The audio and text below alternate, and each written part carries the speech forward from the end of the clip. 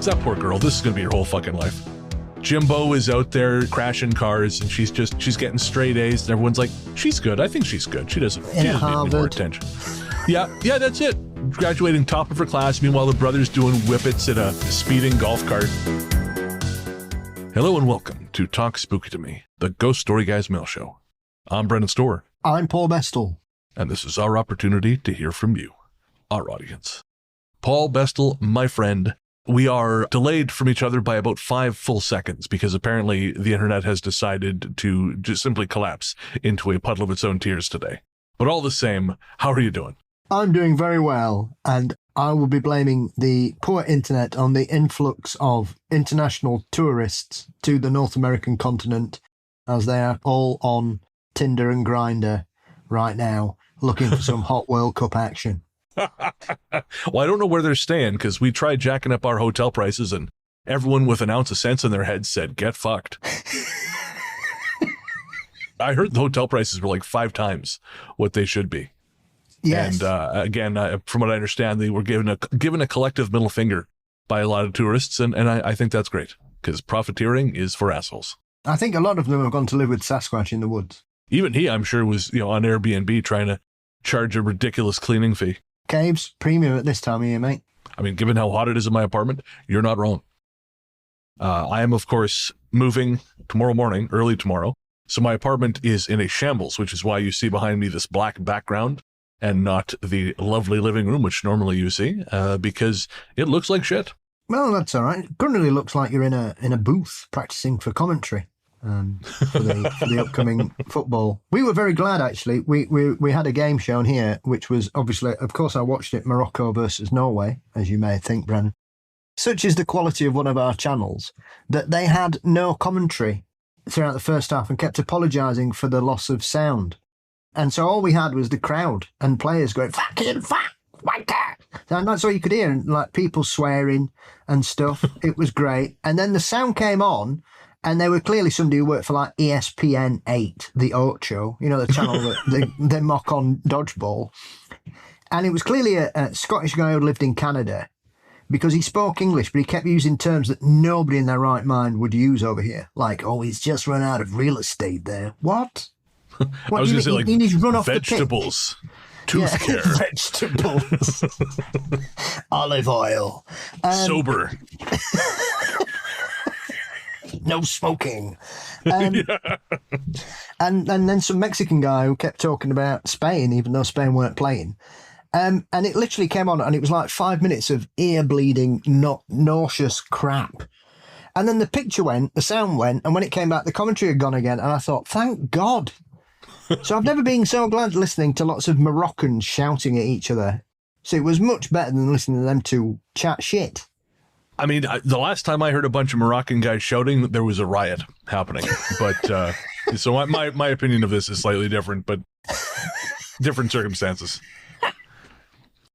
Well, we are not here to participate in a Moroccan riot on this podcast. Not yet. Sadly, we are instead here to answer listener mail. Our courteous and efficient staff is on call 24 hours a day to serve all your supernatural elimination needs. We're ready to believe you. So first up is from Beth on Instagram. Beth says, hi, GSG. The other week I watched a doco about the porridge-making championships in Scotland. My ADHD impulse kicked in, and we drove an hour into the Macedon Ranges to purchase a spurtle from a little shop there. We then had lunch and hung out. The ranges are a beautiful place, and people travel from all over for the autumn leaves. But every time we go there, regardless of how beautiful it is, I always have a weird feeling there. There's a heavy, depressing atmosphere. That evening, we were laying in bed, and I mentioned this to my partner. He said he feels it too. Then we Googled and found that it is a famously haunted region, and there's lots of ghosts in those mountains. I would love to hear your thoughts on this and any knowledge you have of the area. Thank you for all you do. Well, Beth, I'm going to refer to my auxiliary memory unit, one Paul Damien Bestel. As far as I'm aware, the most famous place there is Hanging Rock, which some people may know of a very famous film there. It's got tons of ghost stories. I know there's a couple of haunted hotels in that area, but it's also got a large amount of disappearing people who just vanish without a trace in that particular area. And also, it's one of the most well-known black cat locations in Australia. There's loads of ABC seen around there. I didn't realize that was something that happened outside of England. I thought that was limited to you guys. Oh, no, the Aussies have got them as well. No shit. Yeah, the Aussies blame the Americans for them. Because a lot of them used to have cougars and mountain lions as mascots during the Second World War on their ships. Oh. And a lot of the US, obviously Australia was the only part really of the Pacific that Japanese didn't invade, though they were planning to take Australia and New Zealand and did bomb them. So a lot of American ships were based down that way. And so the legend, the urban myth of how ABCs turned up in Australia is because American servicemen released their pets at the end of the Second World War. Wow, that's fucked up. There's no evidence for that, but that's the urban myth story. You were correct, Beth. That is a hotspot. Actually, I found this story. Now, this is from r/paranormal, but I thought we'd some 3 years ago. My wife and 2 kids went for a short day bushwalk/hike at a place called Hanging Rock. We had not done this walk before because we are not from the area, but we are somewhat of a hiking, walking family. There's your first mistake. My wife's family is German. There it is. And it's basically in their blood. It absolutely is. And it's a favorite thing for them all to do. There were surprisingly not so many people. A couple walked past us on the way down. We saw another group ahead of us. It looked like a family group, but their kids were older. Before we go up, I quickly went behind a tree and did a piss, making sure not to be seen. We headed up, and I personally started to feel strange. I'm a big guy, but very fit cardio-wise, and I started feeling out of breath. I thought I must have just had too big a breakfast or something, so I slowed down and told the wifey and kids to slow down too. We all eased up, and my wife asked if I was okay. The kids both seemed fine, laughing. My boy was throwing sticks and rocks and generally just being kids. The uneasiness did not stop. I honestly started feeling really out of breath, as if I was being suffocated and could not breathe. I started freaking out a little bit, if I'm honest, and began wondering if I was having some sort of heart attack or something. So I told my kids to hold up. I squatted down on the ground and leaned up against a boulder. My wife started to look really concerned, and she grabbed my daughter's fitness tracker watch and put it on my wrist. My heart rate was 131 BPM, which was normal-ish as we were going up these steps. Here's where things start to get creepy. As we waited around a bit for me to feel better, my son was now climbing all over the boulders and jumping off them. My daughter put her watch back on, but it stopped reading properly, and she noticed this straight away as it's a brand new kid's Fitbit she got for her birthday in February. The time was right, but it was not reading steps or heart rate. Okay, weird. It had just read my heart rate fine, but was not taking hers, and the step counter wasn't working. She tinkered with it for a moment while standing, and then bizarrely, I started to feel better, and so we all started off again. We continued up, and as we headed up, we got to a rocky clearing where you could look outward. You could see some farmland, and generally it was beautiful. My wife was the only one who brought her phone. I left mine in the car, and she wanted to take a picture of all of us. Here's where it gets creepier. Her phone was off. She never turns her phone off, ever, and it too is fairly new. It's a Sony Xperia, and is about a year or 2 old. Her charge lasts days if she's not watching YouTube. She tried to turn it back on, and the low battery image appeared. How is it low battery when she keeps her phone charging at night while she sleeps? And we left for our trip first thing in the morning, and my wife never uses her phone in the car because of motion sickness. Weird. The kids went ahead, my son running around like a lunatic, and my daughter was walking and taking it all in. And I asked my wife if she thought it was weird that her phone was playing up, and so was our daughter's Fitbit. She shrugged it off and kept going. We slowly got to the top, and as we got there, my son, who is 6 and full of beans, who's been jumping around, throwing things, and doing cartwheels the whole time. I really don't like this kid already. This kid's in every restaurant I ever go to. He starts telling us his tummy feels funny. He's now gone pale and looks like he's about to vomit. We start walking back. My son is now deflated. My daughter's asking questions. My wife isn't saying anything. We all just hurry down. Once we get back down, we walk past the oval and go straight to the toilets. I take my son in. He tries to pee and doesn't need a number 2, but also doesn't feel much better. We're just kind of sitting there thinking about what we do next. Do we leave? He feels sick. What if he throws up? So on and so forth. Then my daughter just wanders off to this information board while my wife and I were talking about what to do, so we all just kind of follow her. Jesus, this thing is a lot longer than I fucking thought it was. In the beginning. Everyone turns into Stephen King on Reddit. More detail, more! They're trying to write the fucking 5th Harry Potter book again. There is a sign about the sacred Aboriginal volcanic rock formations, which I had not paid any attention to earlier. The signs, that is. And I start to get an unsettling feeling similar in a way to what I had on the way up. That choky out-of-breath feeling. My son was chucking rocks at those things, the sacred rocks. Of course he was, a little motherfucker. He was running up and kicking himself off. I'm pretty sure my wife even told him off for spitting once or twice. Oh, Jesus. I became aware of it all and realized we were on some kind of sacred land, and here's my son acting completely disrespectful. I had taken a piss there, and who knows, oh, sweet Jesus. And who knows what other dumb crap we did. We also built a housing development here without checking for skeletons. And Craig T. Nelson moved in. You know, that was bad. For a lot of reasons, that was bad. Telly never worked. No. I walk over and tell my son he needs to apologize, make an offering of goodwill, and so do I. I'm sure the 6-year-old who is spitting on everything is really going to take in this message. He doesn't really understand what I'm saying. No shit, Sherlock. So I just say, come with me as I go. I can't not do the influence. Yeah, as I deliver a backhand and say, sure you can. Finish him. I've gotten into this. There's a dude on Instagram. He's called Daddy Snacks, and it's a company called. Have you seen it? A company called Daddy. They make these like flavored popcorns. I think they're out of New York, but Right. he's gotten their account to blow up by doing these impressions of influencers. And so he'll play a clip from someone who's being, particularly entitled or shitty, and he'll go, "Oh my God, you guys," or when he says, "Come with me," he'll go, "Come with me." And every time I fucking hear it, I read "Come with me" on the page. It is a struggle not to phrase it that way. So pardon me if I sound like that. Anyways, so I just tell my son, "Come with me," as I go head back toward the path to the start of the summit. And he starts screaming and shouting. I've never seen him do anything like this. Well, I mean, he was just, anyways. Outside of being energetic, he's not at all a Suki or a crybaby of a child. My wife comes over, asks what's going on. My daughter's still by the info board, just milling about, looking at things. That poor girl, this is going to be her whole fucking life. Jimbo is out there crashing cars, and she's getting straight A's, and everyone's like, she's good. I think she's good. She doesn't need any more attention. Yeah, that's it. Graduating top of her class. Meanwhile, the brother's doing whippets at a speeding golf cart, and he's getting all the attention. I know you only have one semester left, love, but your brother, he's in jail again. We need bail. Yes, he was playing Chubby Bunny with gerbils in a pet store, but he's family, and in this family, we take care of family, unless they're your daughter. Yes.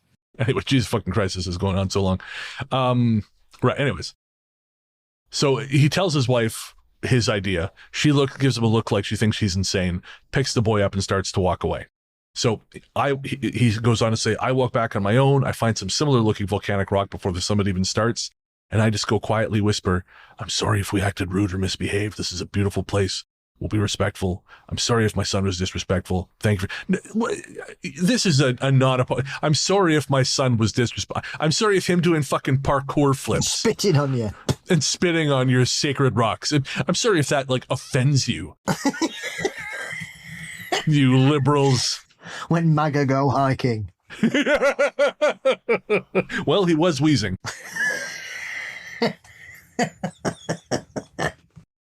So anyway, I'm going to cut through a lot of this bullshit because otherwise we're going to be here reading this for the rest of our natural lives. So they're walking back, and the son says, he looks at a rock and he goes, "Hi, Rocky Rock," or something like that. And I said, "No, mate, we need to be disrespectful and tell him to say sorry, say thanks, and say something nice in his own words." And he says, "Sorry, Rock, for throwing your rock friends around. See you next time, Rocky Rock Rock." Well, that works. Sure. Yeah. He's such a promising young man. Do we want to derail his lacrosse career?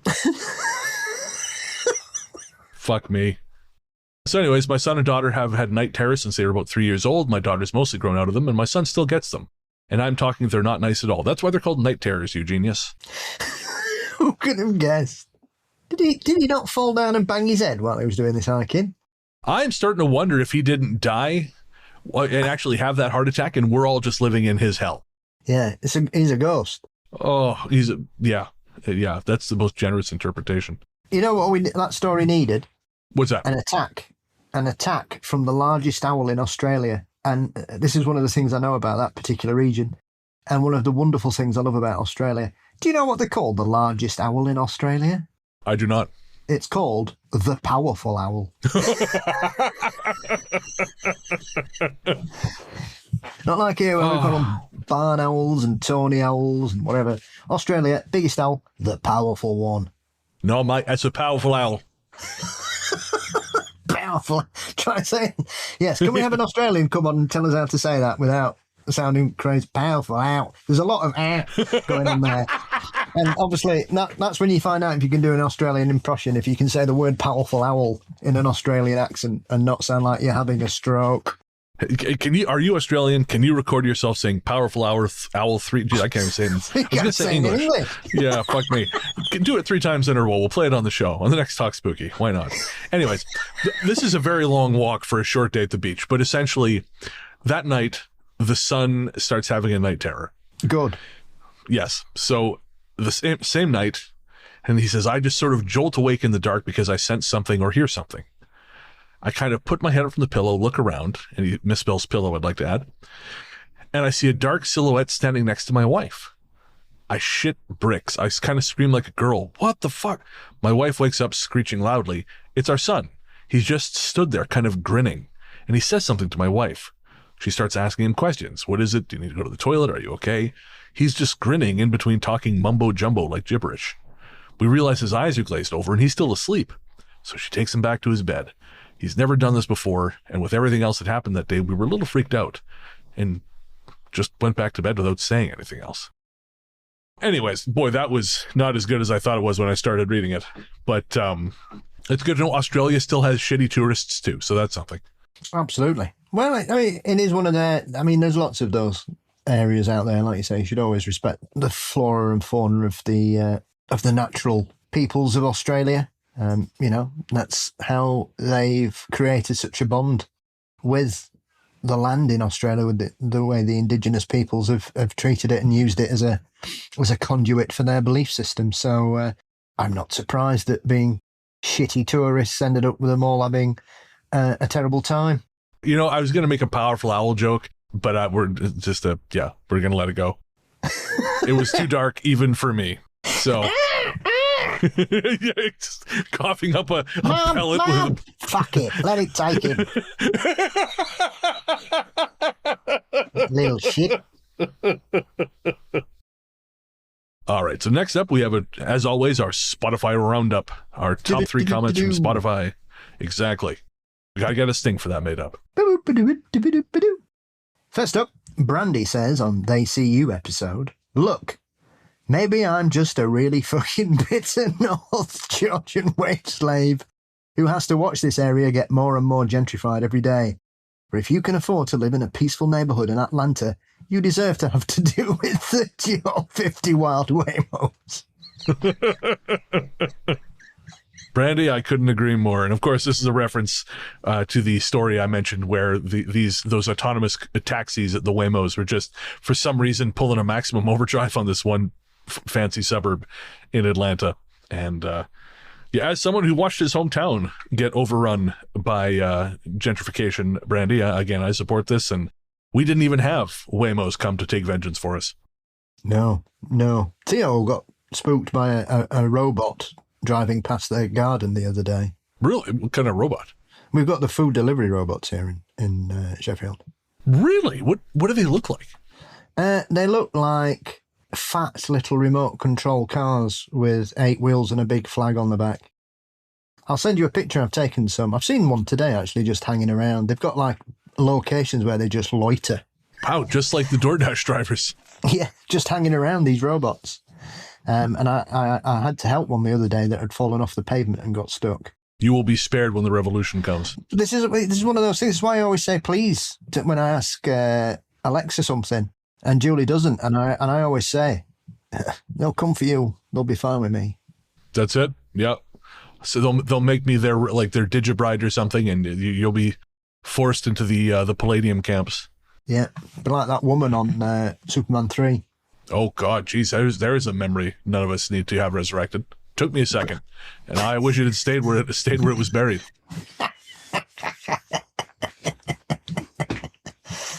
All right, well, let's to distract me from that. Let's read a comment from Say It Ain't So on our This Old Haunted House episodes. That's episode number 2, I think, or 3? 2, I think. Yeah, just had you guys pop up as a recommendation, and I'm super excited to binge years of your stories. Cheers from New Zealand. Well, cheers to you, Say It Ain't So. When the time comes, if you get this far, then consider this our little time capsule to you. Next up is from Schmoogie. Also on the They See You episode, who says, I've been listening to you gentlemen for years. I love you show. I usually listen to podcasts while I'm sleeping or trying to sleep. Lol. Yours, I have a hard time listening to when I'm trying to sleep, only because every time you guys start laughing, so do I. So thank you for the amazing stories and the laughter. You both always bring me up when I feel down. Oh, you're awesome. Love you guys. Meg. Thank you, Meg. That's very kind. I don't know. I do listen to funny podcasts when I go to sleep sometimes, but I don't know. It's usually only ones I've listened to so many times that I'm probably not going to laugh. I just listen to weird things. I'm sure that's a real shock for you. Yeah, I'm. Give me a second to recover. I was strange though, because I've just interviewed Lyle Blackburn earlier, and so I was telling him I always listen to the shirtless Lyle Blackburn. Yes. Did you see those pictures?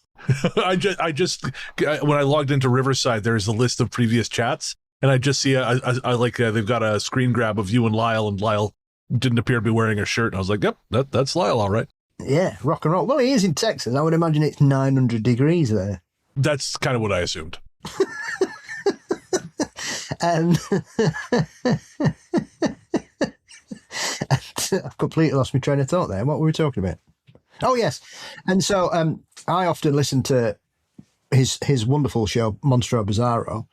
And obviously he's got a lot of clips and sound effects in it. And sometimes, like, the Beast of Boggy Creek episode has the clip from the film where they get attacked. So 4 o'clock in the morning, you'll just go, ah! As you hear somebody screaming as they're wrestling a hairy Bigfoot outside a house in Falk. So, so we were chuckling about that. I fell asleep the other day to Exit 8, which is that liminal, it's a video game adaptation of sort of a liminal horror Japanese video game where a guy is trapped inside a Japanese subway station, and he can only get out if he keeps going through the loop.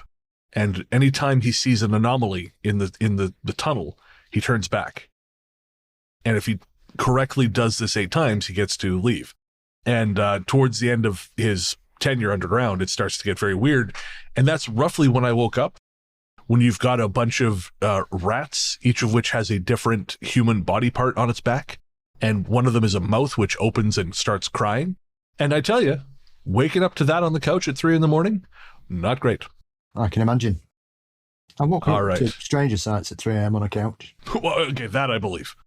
I'm sadly not on the telly either. Anyway. I was going to say, yeah, all mine are safely contained on the television. All your nightmares are roaming free like in that Sandman episode of the Ghostbusters cartoon. Yeah, no. Move on. Oh. I've awoken darkness.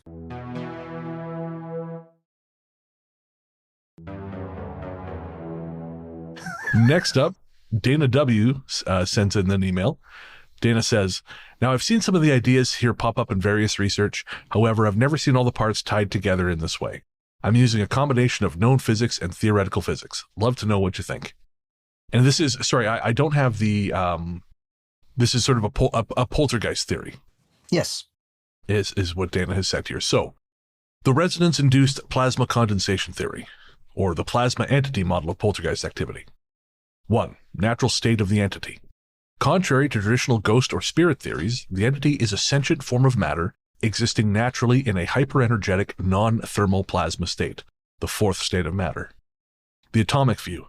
Because it exists as a fluid-like soup of unbound ions and electrons vibrating at an extreme, non-standard frequency, it does not possess the rigid molecular bonds of our everyday world. The matrix effect. The entity experiences our world for what it truly is, mostly empty space. In its natural plasma state, its fields drift seamlessly through the atomic lattices of walls, doors, and furniture without physical friction, making it naturally non-reactive to our solid reality. That is a fucking fascinating thought. Mm-hmm. Basically saying that for those who don't quite grasp it, basically that these things are so loosely held together on the physical level that they can move through doors and walls because they are mostly made up of empty space. Which is I had never considered this. 2, the opportunistic window or resonance. The entity moves casually through its environment, completely unable to interact with solid matter until it encounters a localized drop in environmental resistance. This opportunistic window is triggered by a precise frequency match acting as a battery. So, for example, biological resonance, the human focus. Any human being, regardless of age, whose unique nervous system, brain chemistry, or bioelectromagnetic field naturally generates a frequency that harmonizes with the entity's plasma state. Or geological/structural resonance, the place. A location sitting on a natural tectonic or acoustic amplifier, for example, piezoelectric quartz deposits, moving underground water, or conductive ancient piping, that echoes that exact same frequency. When these frequencies meet or overlap, they create a zone of constructive interference, lowering the energetic barrier between the plasma entity and our rigid reality.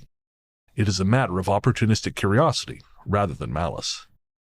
And again, that makes a lot of sense. And that sort of also, I think, Paul, helps explain the way that it seems to, even though people always claim it focuses on, young children, that it's not true. It seems to be, it can be anyone that it seizes upon. And that makes sense if there's some sort of mutual resonance, something that is similar between the two of you. Definitely. Dana goes on to say, to manipulate a solid object in our reality, e.g. flipping a chair or moving an object, the plasma entity must execute a rapid, violent phase change. It must flash condense into a solid. So they organize this under 3 subheadings: the thermodynamic catalyst, or cold spots. To force highly energized plasma to instantly drop past gas and liquid states straight into a temporary solid structure, the entity must absorb an intense amount of kinetic and thermal energy. It vacuum sucks this heat directly from the surrounding environment, causing the ambient room temperature to plummet instantly into a bone-chilling cold spot. The electrical anomalies. Because plasma is fundamentally composed of charged particles, the entity's presence naturally warps local electromagnetic fields, causing the classic electronic failures, battery drains, and appliance malfunctions reported by investigators. The acoustic shockwave. Loud knocks. Maintaining a condensed solid state is thermodynamically exhausting. When the entity releases its hold and snaps back into its natural plasma form, or if it loses focus mid-transition inside a structure, the sudden violent release of pressure and shifting of matter creates an acoustic shockwave. This manifests in our world as the heavy structural thuds heard in walls and ceilings. I mean, this makes a lot of sense. Have you heard this theorizing before, Paul? I'm of this opinion that a lot of it is this. Interesting. Okay, yeah, I'd never heard it broken down in this way before. Well, the thing is, as soon as you mention the word physics, people tend to slip away. Right. But I've often considered, Dana's presentation, obviously there's a couple other points as well, is outstanding. Because I think a lot of this, and the more I've looked into poltergeist cases, the more I've seen, the more I've read, I think a lot of them have these aspects to them. And I think that the poltergeist phenomenon is a tangible physic reaction in some way, that this is being caused by the environment reacting to different situations. Especially like talking about the thermodynamic condensation theory is a remarkable one, because obviously it's so instantaneous that it'll just happen in a flash. And so it will flip a chair over because it's gone poof into something and then disappeared. I'm not saying it would explain everything, because it doesn't explain cases where you've got apparitions and vocalizations going on, but it certainly enables a lot of the phenomena. And just to finish up the Dana's message, part 4, the core motivation, curiosity, not malice. Because the entity is locked out of interacting with the physical universe for most of its existence, finding a resonant human or place is an incredible breakthrough. The flying objects and disembodied noises are not hostile attacks, but enthusiastic physics experiments conducted by a curious observer who has finally found a temporary thermodynamic loophole to touch, test, and explore our rigid world. Finally, by redefining the phenomenon as a rare, accidental intersection of a plasma-based ecosystem and a solid-based ecosystem, the fear is entirely stripped away. Once modern science can fully quantify and measure these specific vibrational frequencies, the haunting ceases to be a paranormal event and simply becomes a natural, peaceful branch of physical science. Dana, that is absolutely fascinating. I had never heard this all posited this way before, and I think there is a lot of wisdom there. I think that is absolutely outstanding, Dana. Superb. And this is the other thing. You see, we work on the concept, like searching for alien life. We are convinced, I would say in the majority, that everything in the universe, if it's living, has to be carbon-based life form like us. And I have long said This is one of the things that really annoys me about science, is that we are limited by our world. All we know is based on our planet. Yes, I know we're reaching into space and we're looking at far-flung planets and galaxies, and we finally got to Mars and we're studying that. But we're basing our understanding of the entire universe based on us. And it doesn't even work like that in our universe. Never mind the rest of it. Oh, yeah. I mean, I feel like this is something we've always done as a people, though. We always assume we're at the end of history. We always assume we're at the end of discovery. And, what could there possibly be after this? Honestly, I remember doing that myself. 1997, I went to go see, I was 14 years old. I went to go see the movie The Devil's Own, which for those of you who haven't seen it, was a pretty not great, sort of a political cop movie starring Harrison Ford as a Boston Irish cop and Brad Pitt as an IRA terrorist. What an accent. And I remember sitting there in the movie theater thinking, what can you possibly do after this? Like, this is surely, like, there's no more, like, we're done with stories. There's no more stories. I was 14. I didn't know what the fuck I was talking about. But I feel like there are still people who say shit like that. Like, well, we're at the end. We can't, we've said everything there is to say. Nope. I guarantee you we haven't. You're just unimaginative. It was actually an article I read about modern architecture and how, like, architecture tells a story. And they said that now everything is corporate garbage, right? Everything is kind of made as generically as possible so it can be repurposed. If one thing doesn't work out, it can be, okay, that McDonald's didn't work out, we're going to put in a Burger King, and so on and so forth. You don't have to do much changing around. And yeah, this is true. But the conclusion of the author was, well, we've obviously run out of things to say about our society as a society. And I like, no, God damn it, no. I mean, what this says is people with money and no taste have too much power. That's what that shit says. Not that we're out of fucking ideas. It's that we have consolidated all the decisions in the handful of a few people who have zero fucking internal monologue. I'm certain half of these people just walk around with dial tones sounding in their heads instead of thoughts. And yes, and consequently everything sucks. But their decisions are not indicative of what's going on with the rest of us. I would say most of us have something inside of them that at least from time to time resemble the flame of humanity. And I feel it's a lot of this stuff. Yes, of course it is. I bet they don't even know the difference between a gargoyle and a grotesque, these people. Well, I mean, fairness, I don't. So, would you like to know what the difference is? I would. A gargoyle is a water spout, and so it is designed to run water through it and out, whereas a grotesque is purely decorative and has no function. Okay. There you are. There's your architecture lesson for today. The more you know. It's because I love them. And obviously there's one here in the UK where somebody put a xenomorph on a building. Oh, that's awesome. And of course, certain lunatics on the internet have decided that's clearly evidence of aliens. Oh, I just saw that the new Spielberg film is out and all that are coming out and all the reviews are starting to hit. So we're going to have about 3 weeks of just idiocy in addition to that. Well, yes, absolutely. I saw a very famous ufologist the other day quite rightly say that David Grush is not a whistleblower because he hasn't seen anything, he hasn't experienced anything, he hasn't witnessed anything firsthand. He's just been told lots of things. So technically, he isn't a whistleblower. He's just a teller of tales. Now, he may be telling the truth, but he's not a whistleblower. And so this ufologist stated this quite correctly, and somebody said, I think you need to learn a bit more about ufology. This is somebody who's been in the field 50 years. I think you need to do a bit more digging into ufology and what a whistleblower is. And I've never seen so many people from around the world come together to tell them to fuck off. Oh, come on, people now. Smile on your brother. So, yes. Sometimes it works out. Last thing before we get to our last email here. Speaking of xenomorphs, I watched Alien Paradise the other day. It is a fan edit. They've taken Prometheus and Covenant and combined them into a single 2-hour and 50-minute long film. Oh, God. And I will say, it is pretty good. It fixes some of the biggest problems with Prometheus. Don't use any of it. They use a lot less of it. I'll say that. But they essentially, they turn them into parallel narratives. It opens with David on Prometheus, and then partway through it switches over to the arrival of Covenant, and it just then starts cutting back and forth, almost in a way that shows their parallel missions. Like that when the first person gets infected on Prometheus is when the first person gets infected on Covenant. It's solid. It's it's not amazing because there's some of the flaws are just so baked in you can't fix them.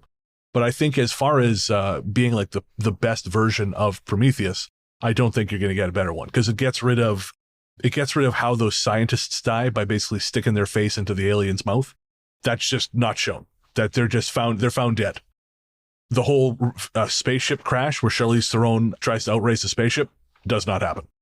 It basically cuts. She runs to the escape pod, and then there's sort of a transition that makes it look like she never made it off the ship before it crashed.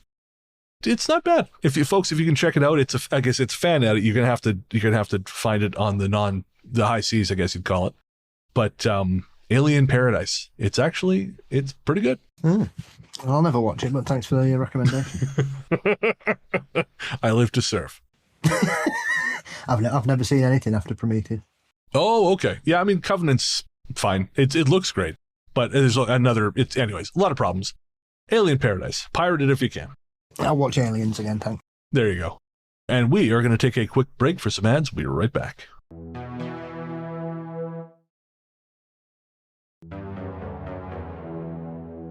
Next up is from Andrew, who says, "Hello, Brennan and Paul. I decided I needed a new book for my short trip to Calgary to visit family, so I went to my local bookstore to look for a copy of Mike Bass's Frightful Folklore. They put an order in for it, but I still needed something for the trip. After looking around the store for a bit, one of the staff hands me a copy of The Global Indigenous Horror. It's a collection of critical essays that, quote, challenges settler scholar assumptions and proposes new theories and models for evaluating contemporary Indigenous horror. I don't recall you mentioning this book before, and I apologise if you already have. I think you may have mentioned a film called Blood Quantum, and in one of the early essays they break down some of the key moments in the film, such as the zombie fish, and link it to overfishing for import, leading to near extinction of the species. They talk about how the film has now taken that and reversed it, so now that the fish are deadly. I'm not a horror fan, but I have enjoyed this so far. I just started reading an essay talking about the Aurora Borealis and how people believe they can interact with it by whistling and possibly lose their heads if it gets too close. As academic books go, it's quite an easy read. A tidbit of very local lore to the Cowichan Valley area. On November the 1st at about 1:30 a.m. in 2023, a huge explosion was felt in the area that shook houses, including the one I rent. As far as I know, nobody can confirm what it was. It was big enough that I thought someone drove into the side of the house with their vehicle. I suspect it was a sonic boom of an aircraft, but the cursory internet searches showed no such thing confirming this, and I do not know if a sonic boom is capable of that kind of effect. It may have been coming from one direction, and didn't act like an earthquake, having more of an exterior effect. This is less paranormal, but I do find it interesting that Vancouver Island had a cult called the Aquarian Foundation, and one of those who believed in the impending collapse of civilization. It fell apart with money problems, once unusual for a cult. It's either money or sex, isn't it? It has inspired the creation of at least one local stage play and a very strange lo-fi electronic music artist. I ended up buying the album of some music artists you spotlighted in one episode, Paranatrix Infinitus. Yeah. Paranatrix Infiniteness. A shout out to Sound Heritage. With a similar sound but more folky, I would recommend Aura Kogan, Hard-Hearted Woman. Thank you for being chill and fun to listen to. It's my one patron indulgence, and well worth it. Best, Andrew. Thank you very much, Andrew. Yes, thank you very, very much. Of course, the cult that Andrew's referring to is sometimes better known as the cult of Brother 12. Ah. Yes. It all took place on DeCourcy Island, off of Vancouver Island. I think the sonic boom probably could have been a meteor. Could have been. Some people have suggested it was as you say, a meteorite exploding. Because I mean, it doesn't even need to explode. It can just bounce off. What they call it is sky. Is it a sky shot? where basically a meteor comes in and it hits the atmosphere at such an angle that it basically bounces straight off, but it causes a sonic boom with the impact. And then just sends like a really condensed sound wave down to the Earth and bounces back up again.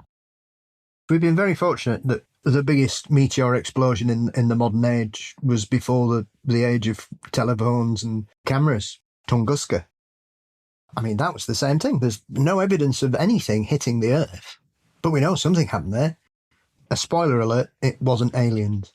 Okay? Boo. But that they theorised that was either a sky shot or it vaporised in the upper atmosphere. Right, okay. Basically, you could read at midnight in London for 3 days afterwards. Jesus Christ. That's how bright the sky was, and it happened in Siberia. Also, I wanted to mention, Andrew, you talked about the One Blood Quantum, which is a very good movie, directed by Canadian Jeff Barnaby, who unfortunately passed a couple of years ago. But you also mentioned A Global Indigenous Horror. It's a collection of essays. I want to throw out a recommendation for the horror. It's a horror anthology called Never Whistle at Night, an Indigenous dark fiction anthology. It was edited by Shane Hawke. I bought a copy from a bookstore in Stratford a couple of years back, but it is a pretty great anthology, and there is a sequel that's, I think, either coming or is out. I can't remember which.